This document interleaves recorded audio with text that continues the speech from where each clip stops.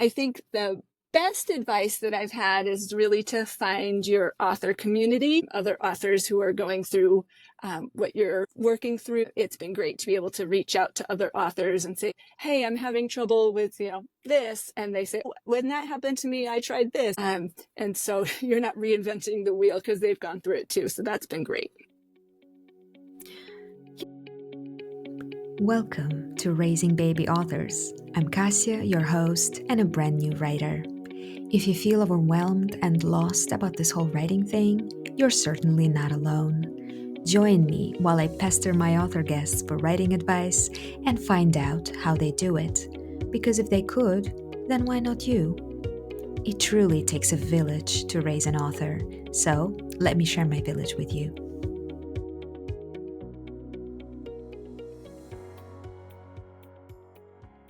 Hello, dear listener, and welcome back to the classroom. Thank you so much for giving me your time and attention. And let's meet our new tutor today. It's author Lainey Lockett. Lainey lives in Oregon with her husband and son. She writes cozy but spicy romance set in the Pacific Northwest. Lainey's outside a lot, so she spends half the year cold and wet. When she isn't warming up or drying off, you can find her reading, taking care of her many plants, or cheering for the Seattle Seahawks. Hi, Lainey. Hello. Thanks so much for having me. I'm excited to be here. I am so excited to have you. We've been friends for a while. I've been following your career path. I'm really happy that you could come and be on my podcast. Thank you. This is, an exciting time. All right, so let's get into it. The first question I ask everybody, which is, I think, quite the good place to start, is how did you decide to become a writer? Did you always want to write, and why do you write? So I have not always wanted to write. This is sort of a new development.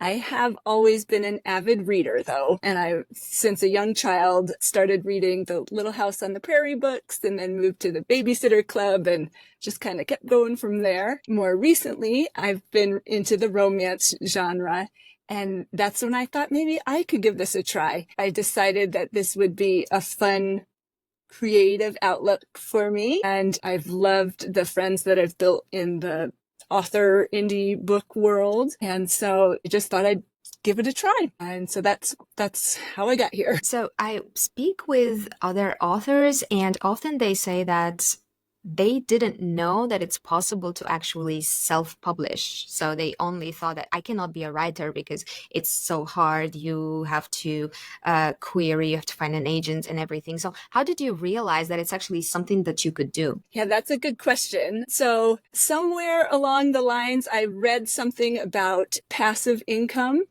and that if you publish a book and then you're always getting royalties from it.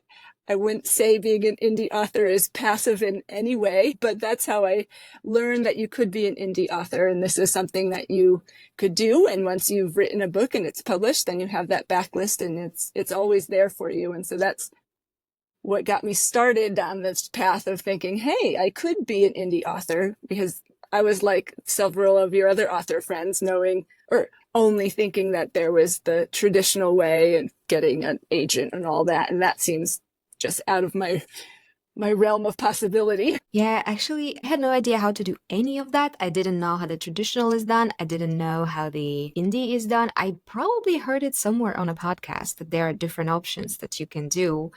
And that opened like a whole world of possibilities. That's amazing. So you said you've always been a reader, and recently you started reading lots of romance. Who are your favorite authors, or maybe like author heroes or heroines that you would like to emulate? So I really love Lucy Score. I know she's having a big time right now. She's up there on the list. She's just great. She does do small town romance, but she's humorous. She always has a little extra side story in there. So I just love her books. And another author I also really love is Tessa Bailey. She has a lot of humor to her romance, and her stories are just sometimes so wild that you just can't put them down because they just hook you. So I really love both of them. Oh, that is true. I haven't read Lucy Score yet. It's on my TBR, but Tessa Bailey, yes, that's undeniable. And she is a popular choice so far. So I asked this question from everybody, and yeah, it's quite interesting how people are like, if you are in any way contemporary or rom-com world, Tessa Bailey.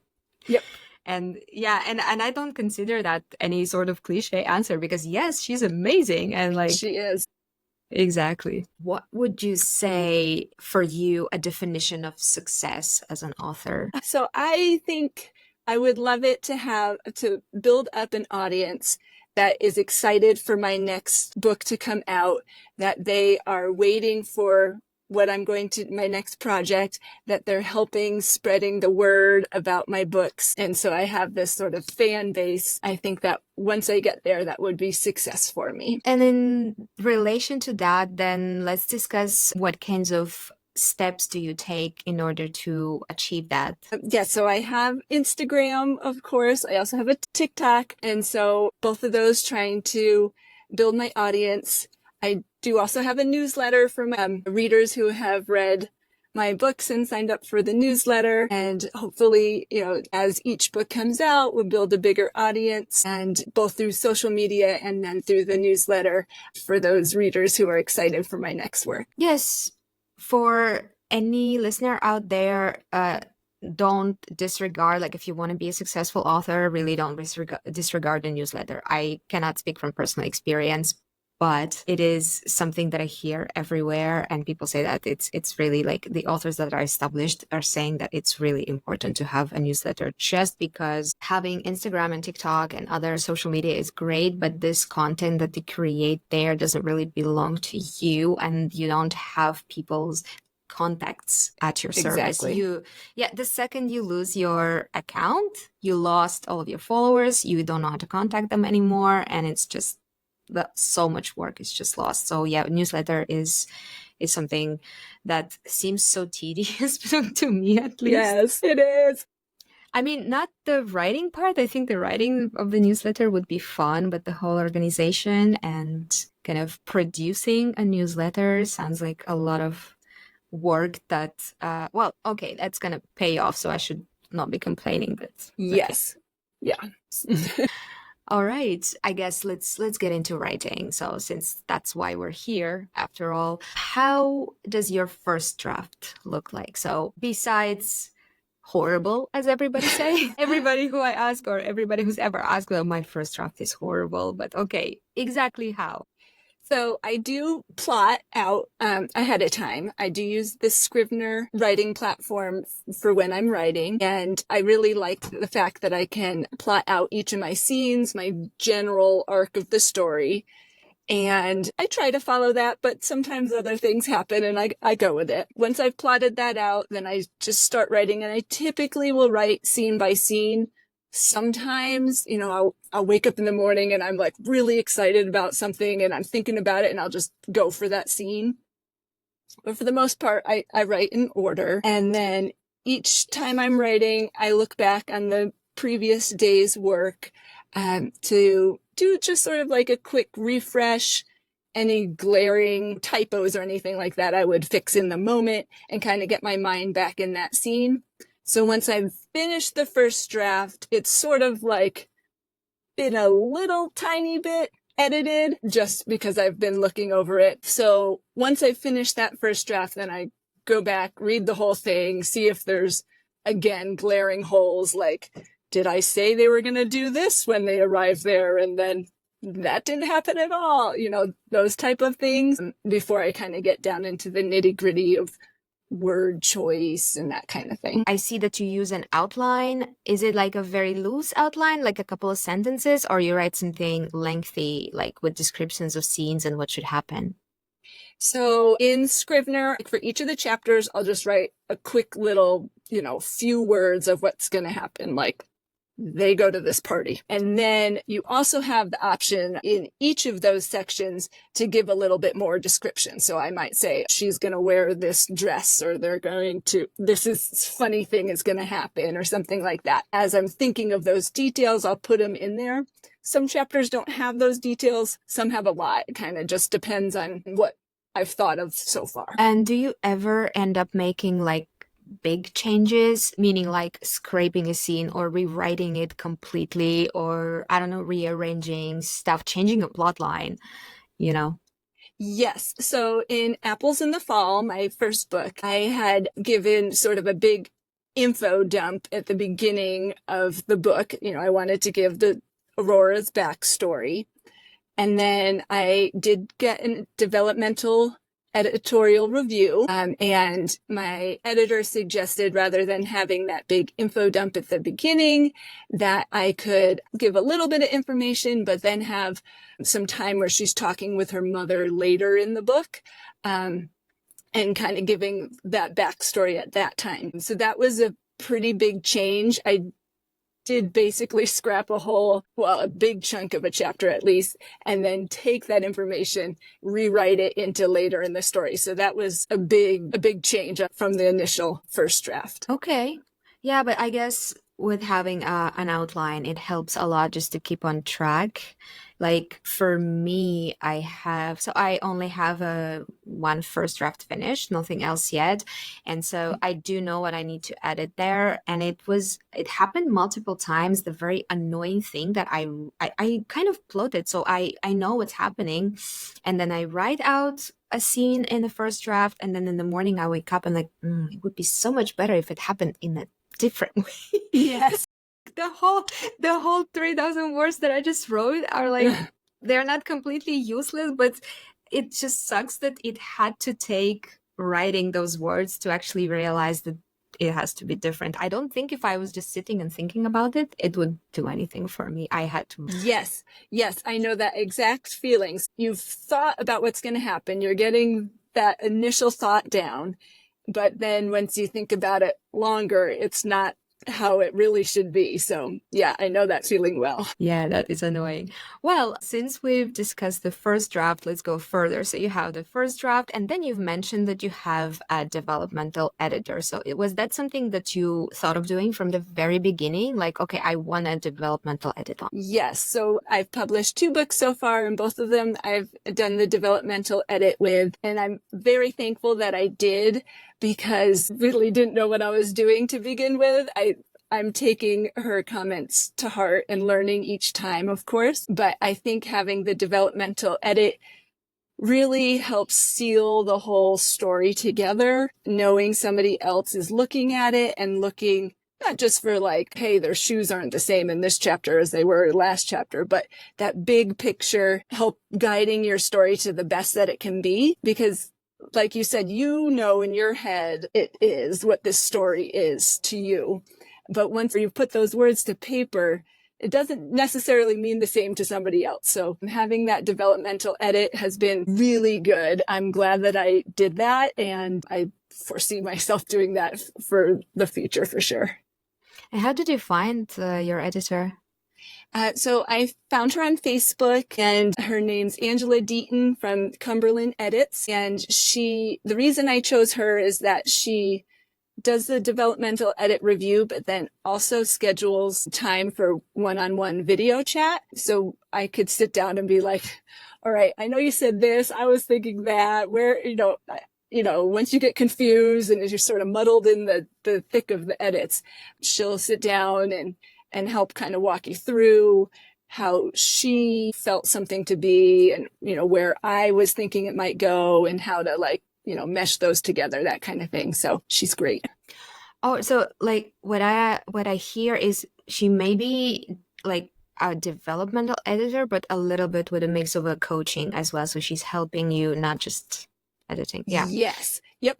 Total coach. So I guess when I first started writing, I thought like an editor was just going to be checking grammar and punctuation and making sure, your tenses are all the same or whatever, which is a type of editor. But for the developmental edit, she is a coach, and trying to help support me to make this book the best that I can make it. So having that support is a big deal. Well, and speaking of support, so other options that writers can get would be beta readers, for example, or like a critique group with other writers.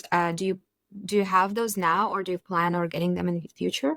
So I did try to connect with some other author friends for a critique group. It didn't quite work out.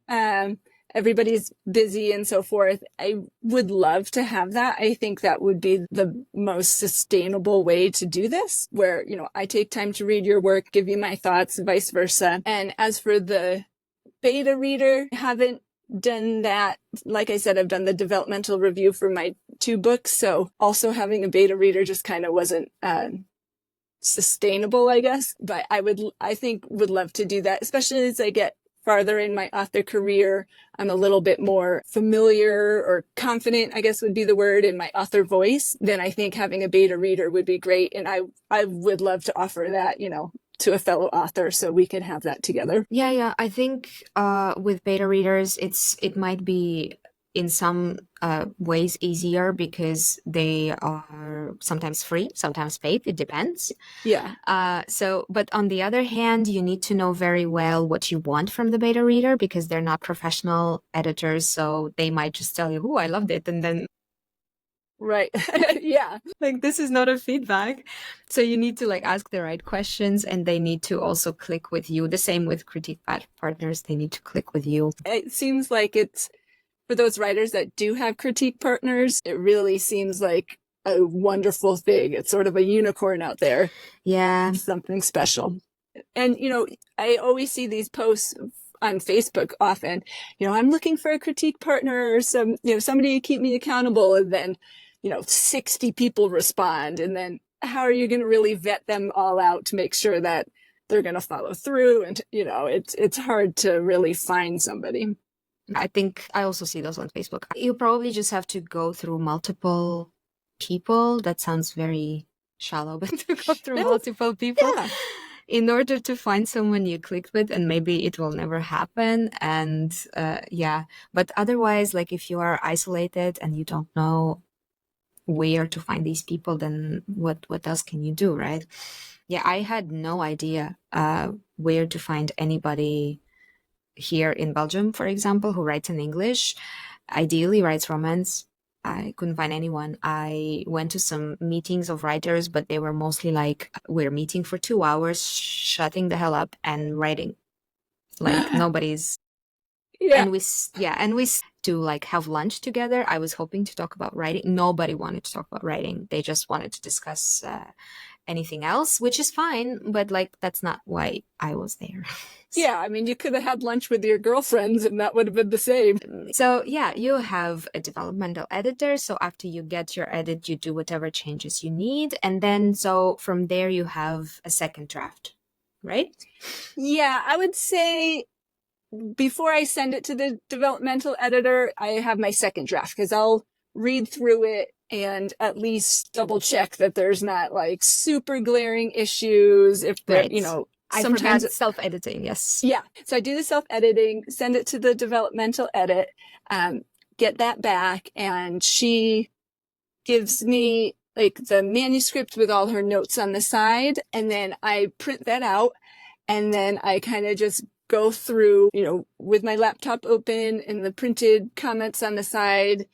Sometimes I don't make any changes. Most of the time I do. And so I'll just mark off the ones I've changed. If there's any big issues, for example, what I was saying in Apples in the Fall with that info dump in the beginning, I tackle those first and then kind of work through the smaller scene by scene changes. And that can take a while, thinking about what she's said and what I really want it to come out to be. So it's not just change this word to that and blah, blah, blah. It's a lot of thinking involved in that one too. And so after the changes done after developmental edit, do you have other editors, other editing steps? Yes. So I do use Pro Writing Aid for the grammar and spell check and all that. So I typically will run a chapter through there at a time, and then make those changes, accept them or not. And then I like to read through it again. And then once I'm fairly positive that this is close to final product, then I do have a proofreader. And so I send it to the proofreader. My proofreader does require that there's less than a certain percentage, I don't know off the top of my head, but mistakes she wants it to be a fairly polished product. I've never had an issue, but I get those proofreads back pretty quickly, and then we'll make those changes. Those are typically just small, like, a comma here or an extra semicolon there kind of thing. Then send my copies out to my ARCs, and I send a copy to myself so then I can read it on my Kindle. Somehow reading it on my Kindle, I'll notice different typos or errors differently than I will my laptop. So for whatever reason, then I read all that through, and then that'll be my finished product. Okay. So if I try to map it out, then basically Pro Writing Aid does the line edit for you. So yes.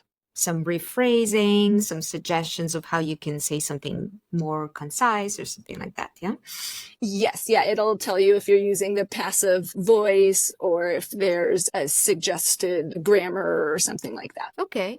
I haven't used it yet, but I have a short story to edit, so I'm planning to get like the trial of Pro Writing Aid and see how that works. So yeah, I'm very curious. Yeah, I like it a lot. It hasn't like steered me wrong or anything, so it's easy to use, and Word or Scrivener have their spell checks and that kind of thing, but I feel like this is just another level up, and so it's been a good product, and hopefully you like it. Okay, we've talked through your writing, through your editing, through your arcs. Well, we didn't actually touch on arcs very much. So how do you find arc readers, and did you find your strategy successful? What would you like to change, if any? So I typically only send out a handful of arcs, I think in the like 20 to 30 range.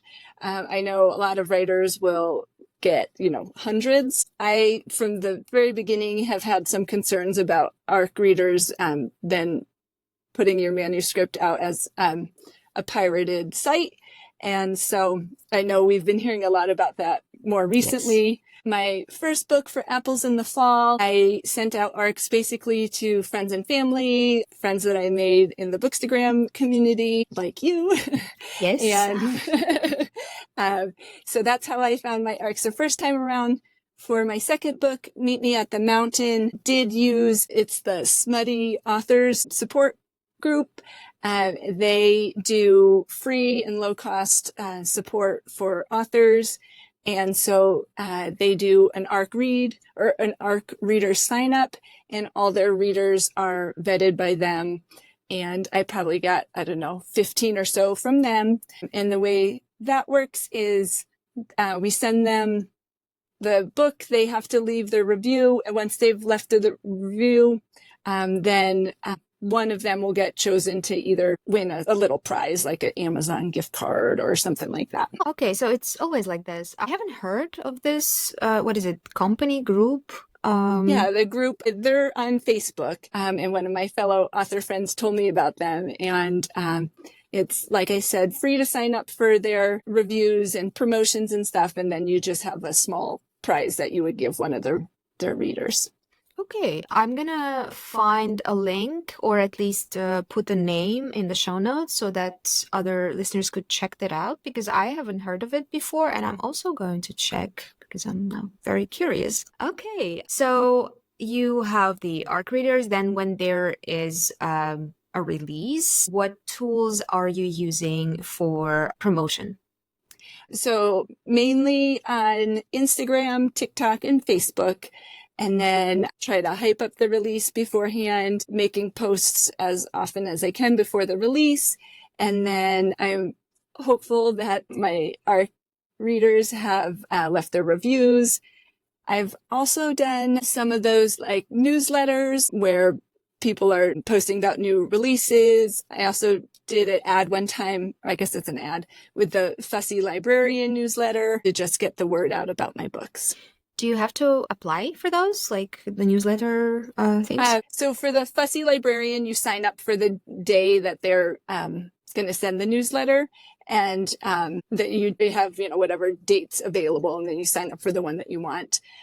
There's some other more like homespun ones that you just email and so forth. And I see that I asked you before about the tools and software that you're using, and you had a very lengthy answer. Yeah. And we've discussed some of them already, but some things are still left. So we discussed that you're using Scrivener, which I'm also using, but I cannot say I'm using it for outlining. Is there a specific functionality in Scrivener for outlining? So yes, I'm not like a super whiz at it, but you can look at it like in the writing version or that cork board. And then if you're looking at it in the cork board, it has like the little like index cards or whatever. And so that's how you can outline. So like I'll say, okay, I want to have 15 chapters about this, and I can open up all 15 of those and then say, quick description of what's going to happen in each of those chapters and kind of outline from there. Okay, so yeah, okay. Then I do outline in Scrivener okay. because I wasn't sure what I was doing. It was just sort of intuitive, so I don't know. Yeah, it is good that the tool is, I mean, they do say that Scrivener is kind of has a steep learning curve, but I guess maybe for all of its functionality, but for starters, it's quite easy to use, I would say. Agree. Yeah, I haven't delved into any of the, like there's options to put documents within your manuscript to embed things in there. I haven't done any of that. I'm just typing because, and rearranging from there. Yeah, because some people write, like make photography books, for example, and nonfiction and put a lot of examples and tables and charts in there. So then, yeah, that makes sense. Okay, and one other thing you mentioned is the recommendations of craft books. And I see Emotion Thesaurus. Okay, I mean, it's also, you're probably the third person maybe that's mentioning that. And I'm pretty sure like every third or second author will be saying Emotion Thesaurus because... Yes.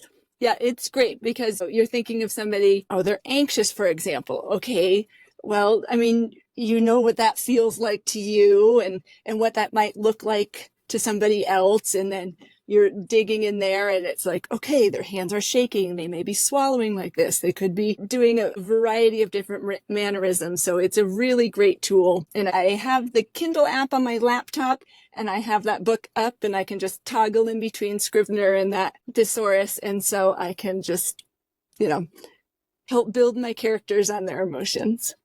Yeah, I can attest to that. It's an amazing book. I bought a paperback and now I'm like, should I also get an electronic? And yeah, you're completely right. It's if someone's anxious, in the first draft, you could just say he's anxious. It's fine. Then Right. And then fix it. But then shaking hands, okay, maybe you can come up with that yourself and write it. But then first of all, you cannot use shaking hands throughout your whole book because Exactly. you're Yes, going they to need get a to do very different weird things. shaking person. Yeah. Or you cannot use, you shouldn't use the same kind of symptoms for the same emotions with different characters because they would react differently. And then they Right. have, for each emotion, there's going to be like a list of 50 different things that you can tailor to your particular character. That's amazing, really. Yes. Yeah, I really enjoy that one. And there is another book that I see that I haven't heard of actually called Naughty Words for Nice Writers, a romance novel thesaurus by Cara Bristol. Can you tell me about that one? Yes. So as you can imagine, these are ways to describe different sexual acts and ways, because, for example, you might say kiss or hug, but then you can only say it so many times. And so there's different ways to describe it, both like physical body parts and acts of intimacy. It's a great book. It's super helpful and helps me be more creative. And again, not use the same words that I have been using over and over again. So again, I have this one up on my Kindle app on my laptop. So when I'm describing those spicy scenes, then this helps me be more creative. Okay, that sounds very interesting. I'm going to check out that book. Of course, it's going to be in the show notes as well, but I'm really curious because where I'm learning this is from other people's books. So like I just collect kind of knowledge from the scenes that I'm reading. So does this book have like division by categories, like the style and stuff like that? Yeah, so there's different, I don't know necessarily by the style, but your body parts, the physical acts, the emotions from those acts, that kind of thing. And so you can describe the actual what's going on, then how the character feels about that. And she also gives some tips on things not to say, because I'm sure we've all read some romance and we're like, you called it what? So she's just does a really good job of describing, giving you good description words, and then also things not to say. Okay, okay. Things not to say. Well, I mean, it's subjective, no? Like Sure. sometimes it's okay. Yep, totally subjective. But I think one example she said is like, nobody likes the word moist. Yes. So just things like that. But even that, even thinking about the word moist, I'm not sure if it's there or not, but there is this series now of novels called the DNF series, I think, and it's from different authors, and it's, I think, a very, very spicy romance that is making fun of itself. So they are specifically written to be cringy. There are So that's many fun. weird names and nicknames and just cliched and very like Right. expressions. I am kind of very curious. I see my friends on Instagram reading those and like, whoa, this was so cringy, but I loved it so much. Well, that sounds good. I'm going to have to look that one up because, Yeah. if you're making a point to be cringy, then that's one style. But I guess that's not what I'm going for in my books.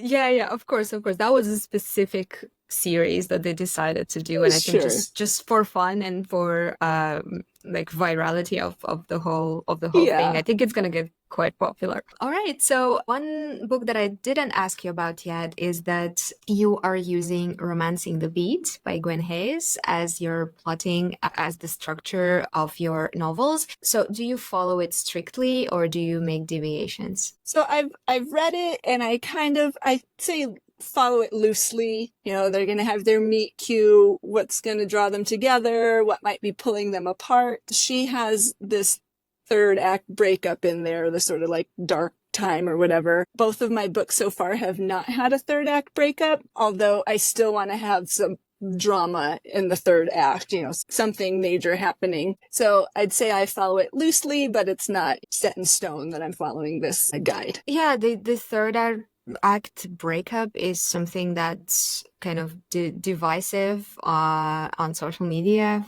for Yes. sure. A lot of books mentioning now specifically that they don't have a third act breakup. For me, honestly, I never minded it. I think it's necessary sometimes.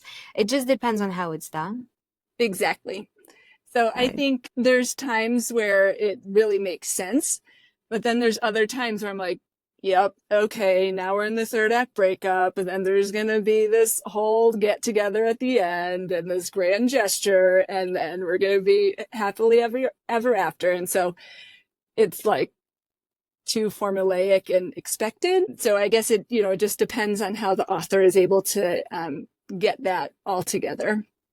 Yeah, I find it that when it's done well, it's somehow inevitable. So the breakup is not just coming out of nowhere. It's been kind of getting to it, and you feel when you're reading that there's no choice for them. They have to separate. Like it's Yes. in this situation, you are so sad about it, but it has to be done. And then you honestly don't know how they're going to even get back together. And these, for me, are usually like the best romances. I think what comes to mind, one of the most famous ones would be Heartless by Elsie Silver. It's done in a way that doesn't feel like a breakup, but it feels like a conflict that is also inevitable. Yeah, and like you said, it all depends on how the author does it and what's going on in the story.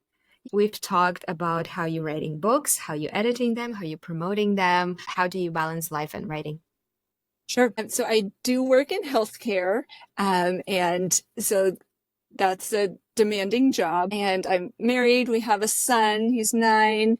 And of course, being a wife and mother also take a lot of time. So I'd say my biggest challenge as an author is finding time to do everything that I want to do. I most recently have been prioritizing writing over social media or newsletters and that kind of thing. In an ideal world, I would be able to do all of that every week. But right now I'm trying to finish up the second book in my White Spell series, get that first draft done. And so I've been focusing on that. I do typically write best in the mornings.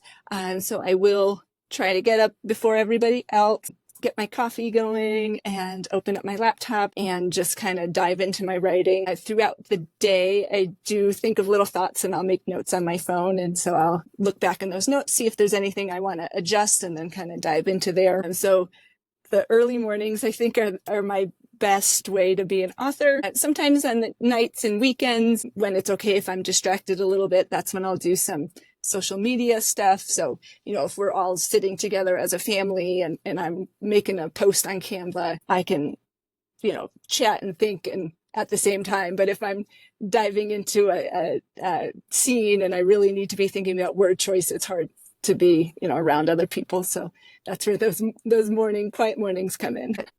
I think a lot of writers are like that, and I'm so jealous because in the morning I am dead. Like I cannot do anything. All I can do is have breakfast, maybe. Start my day usually like having coffee, breakfast, and maybe watching a video on YouTube or something because my brain just doesn't want to think. And so No. yeah. Well, I don't know if you can change yourself from an evening person into a morning person. Can you just, I don't know, train yourself into something like that? I know. I don't know. I've always been a morning person. I guess you could try to switch yourself around, but I think if your brain works best at that time, that's when your brain works and you should go with it, right? Okay, let's switch to branding, because when I was introducing you, I was not just introducing you as a small town romance writer, but someone who writes small town romance set in the Pacific Northwest. So how did you decide to center yourself around a location? Well, I live in Oregon and do really love it here. So it made sense to me to at least start with something that I was familiar with. So my first book, Apples in the Fall, is set in Eastern Washington. And then my second book, Meet Me at the Mountain, is set in the Cascade Mountains of Oregon. I think both settings can be very romantic in their own way. I think that people who haven't been to the Pacific Northwest are curious about it, and I want to share my love for the area with them, help describe the area and the plants and the ecosystem and all that to help really give them that true feel. Maybe someday in the future I'll write in a different setting, but for now I really like the Pacific Northwest and I'll continue with that. Actually, yeah, I had an interest in asking you that because it's now a part of your brand, and basically it's something that is often recommended. There was a lecture from an author who writes specifically about one town.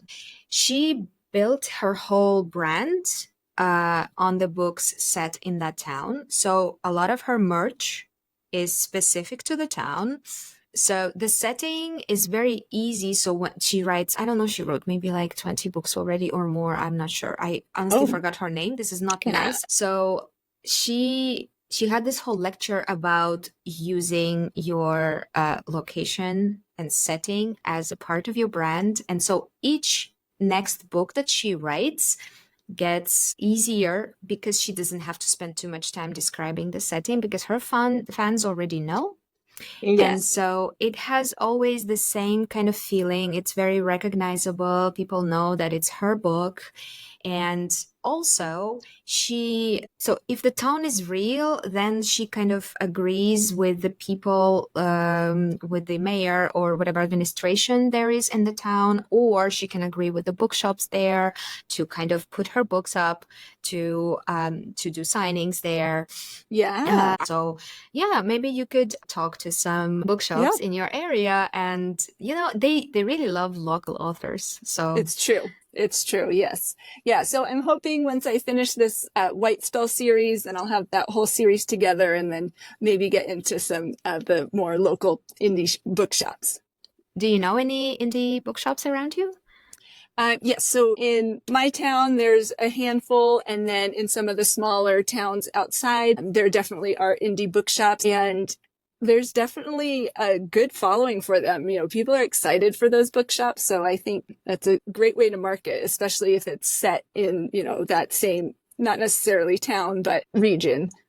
Okay, so now the part where I ask everybody about the best and the worst and or the worst writing advice that you've ever gotten. Okay. So I think the worst advice, and probably everybody is saying this, is that you have to write every single day and you have to meet a certain word count. That may work for a professional author that's only being an author, but for most of us indie authors who also have other jobs and responsibilities, that just isn't feasible.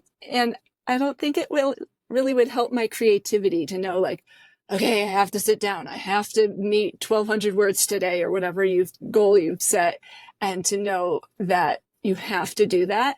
I think that would take a lot of the fun out of it. And I personally have a difficult time being creative if I'm not having fun. So if this is like work every single day, then it would be hard to really accomplish anything. And then I think the best advice that I've had is really to find your author community. And like I've said, I've met some really great friends on the Bookstagram and also on TikTok as well. So it's great to have that support, other authors who are going through what you're working through, suggestions that they might have. It's been great to be able to reach out to other authors and say, like, hey, I'm having trouble with, this. And they say, when that happened to me, I tried this. And so you're not reinventing the wheel because they've gone through it too. So that's been great. I can definitely stand behind that. Finding your community. I thought I could be alone and be fine and just talk to maybe a couple of people on Instagram and be okay. But finding people who are also writing and sharing, and just, even as I said on the previous episode, we had this meeting with my writing group once a month when we just gather, have some drinks, and just bitch about writing, like complain. Yeah, that sounds fabulous. Exactly. This is not working. It's not writing itself. What's happening? Right. So yeah, this is also very useful. And about the worst one, I haven't heard an author tell me yet that the rigid word count is something that is the worst advice for them, but it's always a version of follow this very rigid, strict rule. So as soon as it's super strict and like absolute, you have to do this and not the other things, then this turns into a very bad advice right away. Yes. Okay, so I think we've discussed so many helpful tips in terms of books and software and groups. Maybe there is something that we have left out. Maybe you have YouTube channels that you're watching or podcasts that you're listening and you would like to recommend them. Yes, so let me see. I want to make sure I get the book proper. Okay, so I do follow an author. Her name's Maria Secoy. She does weekly, quick little Facebook Live recordings, I guess, on different author topics. She's been really great. And I did get her book. She published this one in, I think, December it came out. And it's called The Truly Successful Author, Build Your Author Career in 10 Hours a Week. And that's by Maria Secoy. And so she talks about not necessarily rapid publishing. Her general plan is about 4 books a year. But she has a great plan for writing every week. And then once your book is in editing, writing the next book. And so you're always having sort of these 2 works in progress going. And when you're able to publish, then you're getting your next one going and you've really built that momentum. And that book has a ton of really practical advice that I'm working on implementing now because I do want to be successful. I don't have, 50 hours a week to spend on this. So the 10 to 15 hours a week is something that I can probably manage. Her book is really great. So for those indie authors out there that are looking to kind of get in a good rhythm on when to release and when to get that next work in progress rolling, some good tips. Okay, that Yeah, I haven't heard of this book either. And so it was 10 hours a week, right? Let me think. If I do, let's say, if the weekend is the weekend and I rest, so then 2 hours a day would Hmm. be ideal. I'm not sure I can find 2 hours a day. Maybe one in the morning, one in the evening would be good. Right. Yeah. Yeah. Okay. And so for me, like it's during the work week, you know, I try to find time in the mornings, like I said, and then, a few hours on the weekend to kind of carve out some time to sit down and really dive into it. And, it's not every day. Some weeks are more, some weeks are less, but just having that sort of guidance on how to keep that rhythm going. Yeah. Okay. Yeah. Sounds like a great recommendation. Okay. Well, in that case, let's discuss your books. So, what's coming next for you? What have you already released? I will put the links as well into my show notes, but promote yourself. Perfect. Okay, so my first book here is Apples in the Fall, and this one is set in an apple orchard in eastern Washington, and that tells the love story between Aurora and Quinn, and that's a little bit shorter, more of a novella length, and so if you're looking for something spicy but a little on the quicker side, that's a good one. And then my second book that I've written is Meet Me at the Mountain. And that one's set in the Cascade Mountains in the fictional town of Whitespell, Oregon. And that is the first of the series, the Whitespell series. I'm currently working on book 2. Book 1, Meet Me at the Mountain, tells the love story of Zia and Will. Book 2 is telling the love story of Zia's older brother, Gabe, and Layla. So that's what I'm working on now. All right. So, do you have any published dates already set? I don't have a published date set. I'd say I'm about 2/3 done with the first draft. Okay, so how can my listeners find you online? You have a website, your social handles? Yeah, so on Instagram, I'm at Laney_Lockett, and then same on TikTok at Laney_Lockett. So both of those are probably the easiest way to get in touch with me. Feel free to send me a message if you're interested in chatting. I'd love to reach out with any readers. Okay, thank you so much. This was Thank you. a very, yeah, I got so many books and so many tips. I am going to go and research all of them right now. Yay. Thank you for joining me today. Thank you for teaching my listeners so many things, and we should do this again sometime. Yes, please do. Thank you. Thanks. Have a good day. Bye. You too. Bye. If you like what you hear so far, please consider subscribing and tune in for the next episode. If you have burning questions about writing you'd like to have answered, head to my Instagram page at kkalbabooks and leave me a message. Or use my email k.k.alba.books@gmail.com. If you'd like your favorite author to answer your question on my show, again, head to my Instagram or email me to let me know which author you'd like me to invite, and I'll try to get over my anxiety and do it. On the other hand, if you're an author who's published at least one book, traditional or indie, and you'd like to become a guest, well, you know what to do by now. Message me and let's get to know each other.